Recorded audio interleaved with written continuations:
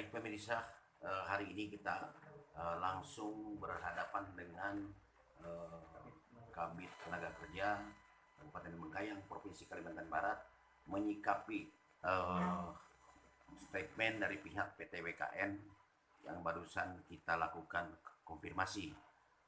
Selamat siang paling. Ya, Kemarin itu kan pihak PT WKN mengatakan bahwa uh, semua tenaga kerja yang ada di sana sudah didaftarkan 100% gitu kan.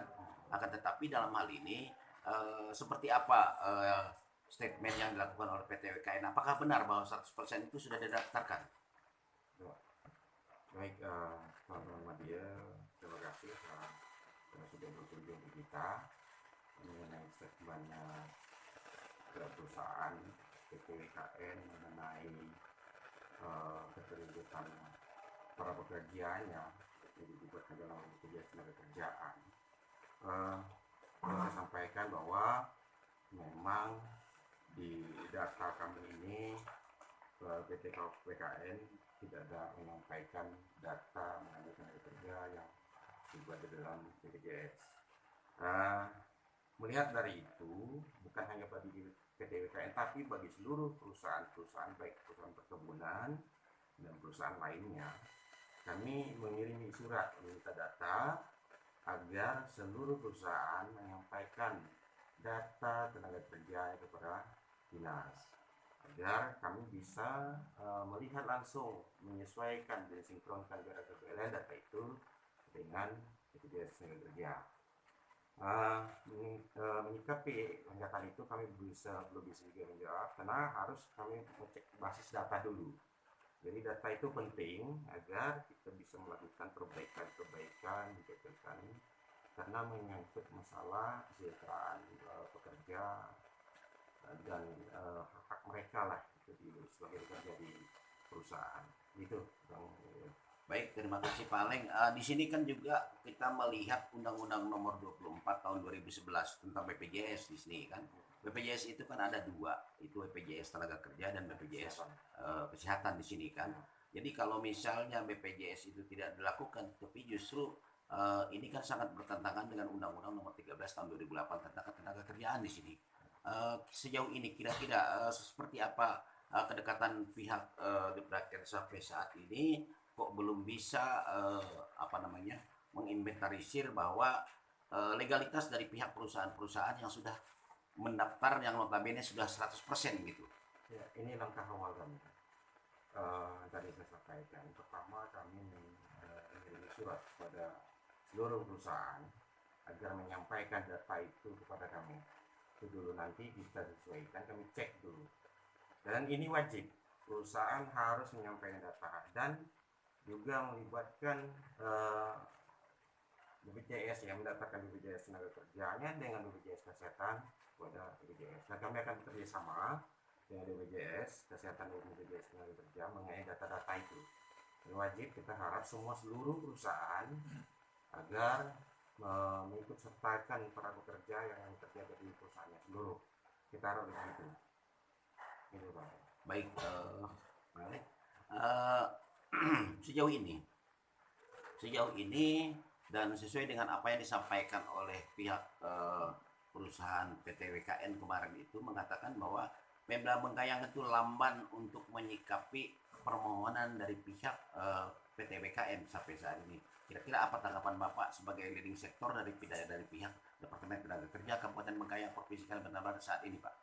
Saya kurang setuju soal petisi yang disampaikan perusahaan. Tidak ada mengenai pemerintah daerah itu lamban gitu. Kami sudah menyikapi kalau hal seperti justru yang kami lihat ada kejadian para karyawan itu datang yang kita mengklaim karena BPJS tidak dibayarkan oleh perusahaan, tapi kita berharap bagi perusahaan-perusahaan tidak seperti itu. Kami juga membuat statement begini, saya minta bagi perusahaan itu jangan sampai terlambat membayarkan BPJS Tenaga Kerjanya, karena sering kami dapati karyawan-karyawan itu, para pekerja itu datang di kantor kita mengklaim hal itu, bahwa setelah dicek para perusahaan ini kita selalu lambat. Dan saya juga sudah koordinasi dengan orang BPJS bagaimana kita nyikapi bagi perusahaan-perusahaan itu yang terlambat membayar BPJS. Seharusnya kita memberikan peringatan, pemberitahuan menyurati agar kami juga bisa menindaklanjuti. Mengenai keterlambatan itu dalam hal apa dulu, saya juga belum memahami apa yang disampaikan oleh pihak perusahaan. Tapi kita berharap, kita ini kan mitra, perusahaan-perusahaannya juga harus paling penting, tanpa karyawan juga tidak bisa ngapa-ngapa. Tapi saya juga melihat orang ini perusahaan harus proaktif juga lah untuk menyampaikan data-data itu kepada pemerintah daerah agar ya semua berjalan baik, bagus ke depannya. Kira-kira apa yang harus Bapak sampaikan kepada seluruh karyawan dan karyawati yang ada di seluruh perkebunan yang ada di Kabupaten Bengkayang saat ini, Pak?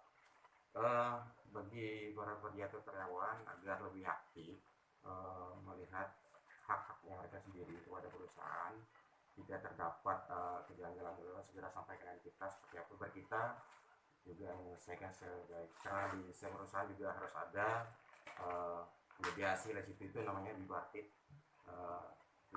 bipartit di perusahaan. Jadi antara perusahaan dan karyawan untuk menyelesaikan hak-haknya karyawan itu harus ada di situ.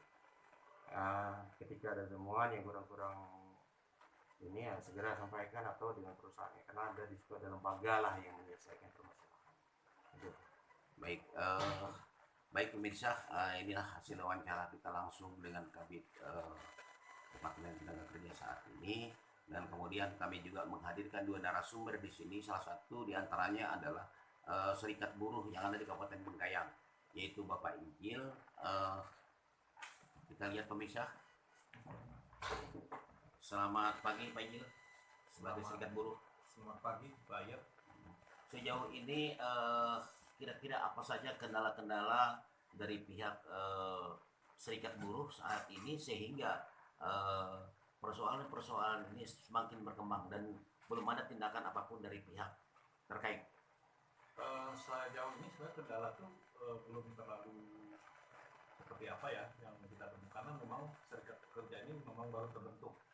Nah, beberapa persyaratan segala kemarin sudah kita lengkapi dari sejak tahun 2020 sampai 2021 sudah selesai. Bahkan sekarang sudah ada pihak perusahaan sudah menerbitkan peraturan perusahaan yang terhadap karyawan-karyawan yang ada di perusahaan tersebut. Nah, dalam hal ini juga kami ikut membantu untuk mendorong agar percepatan data daripada perusahaan untuk memberikan kepada pihak dinas tenaga kerja terutama Bengkayang, bersama-sama kita untuk menyelesaikan permasalahan yang ada di perusahaan tersebut. Tadinya kan Bapak Injil di sini tadinya pernah mengatakan bahwa ada kendala seperti apa itu? Kendala-kendala yang ada, pertama kita di sana adalah masalah komunikasi. Nah, kemudian karena waktu juga, karena antara jangkauan dari Bengkayang menuju ke arah perusahaan itu lumayan jauh. Itu kendala. Yang kedua, pihak karyawan kadang-kadang tidak memahami apa hak mereka sebagai pekerja.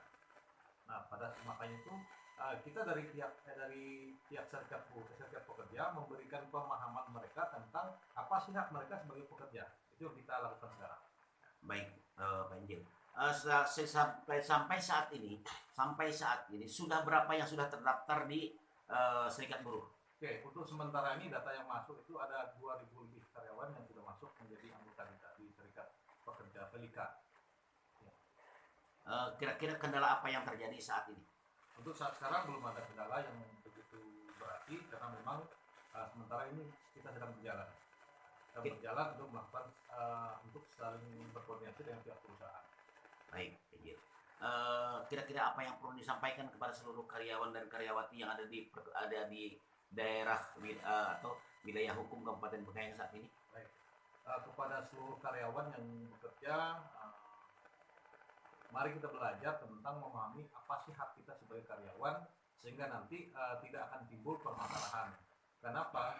Selama ini yang terjadi permasalahan di pihak karyawan itu sendiri karena mereka tidak memahami apa sih hak mereka sebagai karyawan. Demikian. Baik pemirsa, bahwa inilah hasil wawancara kita. Silahkan di-share kepada kawan-kawan, kemudian berikan komentar, dan yang paling terpenting adalah subscribe-nya ya. Selamat pagi.